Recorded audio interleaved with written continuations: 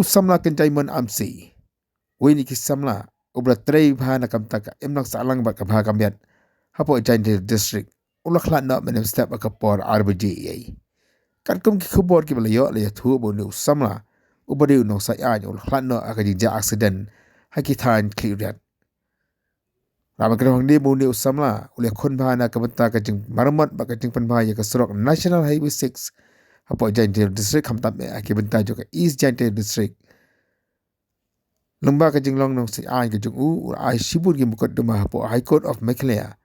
Hakabana kaleng ka himusha jo ka jalaru la tuklar bunsien man kentu bat ban patha ya kasoka bakan maramot ya kani ka surok. Kaba hadu mentaru kani ka surok kadang long hagaju korkom hapana kajing renjan ba kajing jat rathai kabla bujing ya ki pain ba ban lejing lej limba jo kani ka surok.